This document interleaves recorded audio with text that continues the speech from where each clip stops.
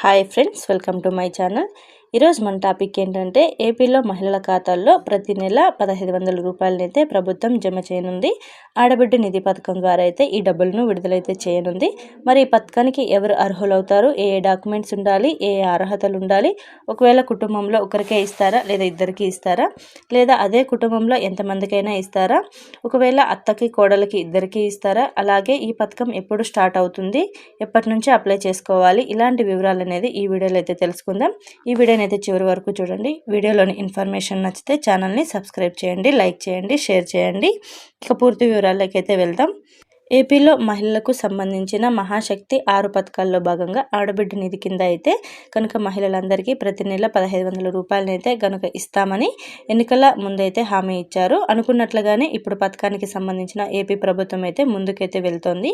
ఎలా అప్లై చేసుకోవాలి, ఎప్పుడు అప్లై చేసుకోవాలి, ఎక్కడ అప్లై చేసుకోవాలి, అదేవిధంగా డబ్బులు ఏ విధంగా మనకి ఇస్తారు అనే కంప్లీట్ డీటెయిల్స్ని అయితే ఈ వీడియోలో అయితే మనం తెలుసుకుందాం. ఏపీలో ఆడబిడ్డ నిధి పథకం ద్వారా అయితే మహిళల ఖాతాల్లో ప్రతి నెల 1500 రూపాయలనైతే జమ చేస్తారు. 18 సంవత్సరాలు నిండిన ప్రతి మహిళ ఖాతాలు అయితే జమ చేస్తారు. ప్రతి నెల 1500 రూపాయల చొప్పున సంవత్సరానికి 18,000 రూపాయలనైతే జమ చేస్తారు.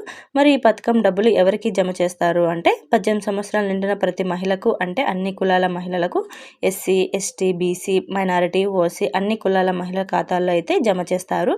అందరూ ఎలిజిబిలిటీ అవుతారు. 18 సంవత్సరాల నుండి 59 సంవత్సరాల మధ్యలో మహిళలు అర్హులవుతారు.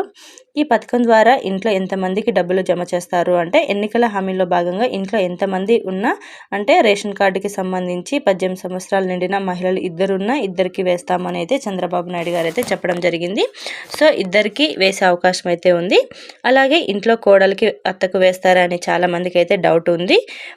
సేమ్ ఇందులో కూడా ఇద్దరికి జమ చేస్తారు. రేషన్ కార్డులో ఇద్దరు ఉన్నా సరే జమ చేస్తారు. వేరు వేరు కార్డుల్లో ఉంటే కూడా ప్రాబ్లం అయితే ఉండదు, ఖచ్చితంగా అయితే జమ చేసే అవకాశం అయితే ఉంది.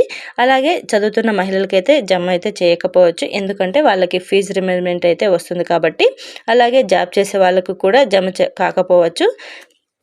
ఈ ఆడబిడ్డ నిధి పథకానికి సంబంధించి అయితే కనుక అప్లికేషన్ వచ్చే నెల 16వ తేదీ నుంచి అయితే గ్రామ వార్డు సచివాలయం ద్వారా అయితే అప్లికేషన్ అయితే తీసుకోబోతున్నారు. అదేవిధంగా ఆన్లైన్లో అయితే అప్లై చేసుకునే విధంగా ఉన్నాయని తెలియజేస్తున్నారు. ఈ పథకానికి కావాల్సిన డాక్యుమెంట్స్ మనం చూసుకున్నట్లయితే పుట్టిన తేదీ సర్టిఫికేటు లేదా 10th విద్యా అర్హత సర్టిఫికేటు, అలాగే Aadhaar card, ration card, voter card, ధృవీకరణ పత్రం, ఆదాయ ధృవీకరణ పత్రం, మహిళ పేరుతో బ్యాంకు ఖాతాలో ఆధార్ కార్డుతో మొబైల్ నెంబర్ లింక్ అయ్యి ఉండాలి.